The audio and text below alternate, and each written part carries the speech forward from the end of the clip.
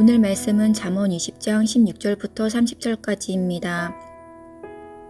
타인을 위하여 보증선자의 옷을 취하라. 외인들을 위하여 보증선자는 그의 몸을 볼모잡을지니라. 속이고 취한 음식물은 사람에게 맛이 좋은 듯하나 후에는 그의 입에 모래가 가득하게 되리라. 경영은 은오남으로 성취하나니 지략을 베풀고 전쟁할지니라. 두루 다니며 한담하는 자는 남의 비밀을 누설하나니 입술을 벌린 자를 사귀지 말지니라. 자기의 아비나 어미를 저주하는 자는 그의 등불이 흑암 중에 꺼짐을 당하리라.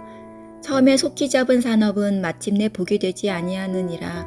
너는 악을 갚겠다 말하지 말고 여호와를 기다리라. 그가 너를 구원하시리라. 한결같지 않은 저울추는 여호와께서 미워하시는 것이요 속이는 저울은 좋지 못한 것이니라. 사람의 걸음은 여호와로 말미암나니 사람이 어찌 자기의 길을 알 수 있으랴. 함부로 이 물건은 거룩하다 하여 서원하고 그 후에 살피면 그것이 그 사람에게 덫이 되느니라. 지혜로운 왕은 악인들을 키질하며 타작하는 바퀴를 그들 위에 굴리느니라. 사람의 영혼은 여호와의 등불이라. 사람의 깊은 속을 살피느니라. 왕은 인자와 진리로 스스로 보호하고 그의 왕위도 인자함으로 말미암아 견고하니라. 젊은 자의 영화는 그의 힘이요 늙은 자의 아름다움은 백발이니라. 상하게 때리는 것이 악을 없이 하나니 매는 사람 속에 깊이 들어가느니라. 아멘. 2012년도 전남 보성군의 한 목회자 부부가 자녀 셋을 과도한 체벌로 숨지게 한 사건이 뉴스에 나온 적이 있습니다. 경찰 조사 결과에 따르면 금식 기도를 하면서 잠언 말씀을 문자 그대로 따라서 체벌을 가했다라고 밝혔습니다. 오늘 말씀에서도 보면 체벌과 관련되어 보이는 구절이 하나 나오는데요. 잠언 20장 30절 말씀입니다. 상하게 때리는 것이 악을 없이 하나니 매는 사람 속에 깊이 들어가느니라. 과연 이 말씀은 악이 없어질 때까지 때려야 할 것으로 심지어 어떤 상해를 가해도 문제가 없는 것으로 말하고 있는 것일까요? 잠언 20장 30절 말씀을 주변 문맥에 맞춰서 생각해 보면서 어떻게 신앙 교훈으로 받아들여야 할지 함께 살펴보도록 하겠습니다. 우선 30절에서 상하게 때리는 사람의 주체가 누구인지 나오지는 않습니다. 일반적으로 부모가 자녀에게 매를 가하는 경우로 생각해 보는 것이 가장 쉬운 상황일 텐데요. 하지만 잠언 20장 문맥에서 악을 다스리는 사람은 왕의 역할이라고 가르쳐 주고 있습니다. 20장 8절입니다. 심판 자리에 앉은 왕은 그의 눈으로 모든 악을 흩어지게 하느니라. 26절에서도 지혜로운 왕은 악인들을 키질하며 타작하는 바퀴를 그들 위에 굴리느니라 라고 합니다. 왕에 대한 이러한 언급을 종합해 보면 30절 역시 왕이 재판석에서 악인들을 심판하는 상황으로 이해해 볼 수 있습니다. 따라서 20장 30절은 부모가 자녀를 훈계하기 위해서 상할 때까지 때려도 된다는 근거 구절로 보는 것은 적합하지 않겠습니다. 오히려 왕이 백성들을 악에서 떠나게 하려는 통치와 훈계의 과정으로 보아야 할 것입니다. 그렇다면 이 구절을 어떻게 우리의 신앙에 비추어 생각해 볼 수 있을까요? 하나님 나라를 통치하시는 왕이신 하나님과 그분의 백성된 우리의 모습으로 생각해 볼 수 있겠습니다. 바울은 인간에 대해서 말합니다. 모든 사람이 죄를 범하였음에 하나님의 영광에 이르지 못하였다라고 합니다.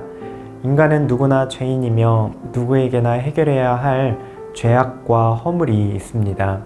바울도 고백하기를 내가 원하는 바 선은 행하지 아니하고 도리어 원하지 아니하는 바 악을 행하는도다 라고 말합니다. 우리 힘으로는 선을 행하고 싶어도 행할 수 없는 것이 바로 우리의 본성입니다. 이러한 잠언 말씀대로라면 우리는 준엄하신 왕 하나님 앞에서 상하게 맞아야 할 처지에 놓여 있습니다. 그렇게 해서라도 우리가 나아질 수 있으면 좋을 텐데요. 하지만 우리는 우리의 악한 죄에 합당한 무게를 따라 심판을 받는다라고 한다면 견딜 수 있는 사람이 아무도 없을 것입니다. 결국 인간의 근원적인 문제, 죄악을 감당할 수 있는 자원은 우리 안에는 없다는 사실을 알 수 있습니다. 하나님께서는 죄악 가운데 하나님을 멀리 떠난 우리를 그분의 백성으로, 그분의 자녀로 다시 고치기 위해서 어떻게 하셨나요? 하나님께서 직접 우리를 위해 상함당하기로 결정하셨습니다. 우리와 같은 인간의 몸으로 이 땅에 오셔서 우리를 위해 채찍을 맞으셨습니다. 찢김을 당하시고 모든 매를 대신 맞으셨습니다. 우리는 감당할 수 없었던 심판을 하나님의 아들이 우리를 위해 오셔서 우리를 대신해 상함을 당하셨습니다. 이사야 선지자는 이렇게 예언합니다. 그가 찔림은 우리의 허물 때문이요 그가 상함은 우리의 죄악 때문이라. 그가 징계를 받음으로 우리는 평화를 누리고 그가 채찍에 맞음으로 우리는 나음을 받았도다. 이것이 하나님이 하나님의 자녀로 우리를 빚어가기 위해 선택하신 방식입니다. 잠언에서는 상하게 때리는 것, 그러한 징계가 악을 없앤다 라고 말합니다.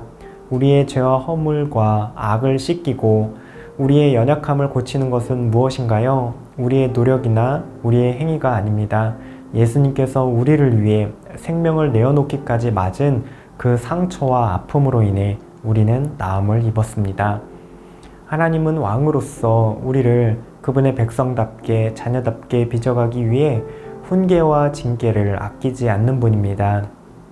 하지만 우리는 그 징계를 다 감당할 수 없기에 하나님의 아들 예수님께서 우리를 위해 대신 채찍 맞으셨습니다.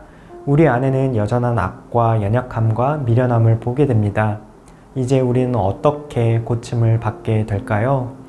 예수님께서 우리를 위해 대신 징계를 받으셨음을 믿고 예수님을 신뢰하고 의지할 때 우리는 고침을 받을 수 있습니다.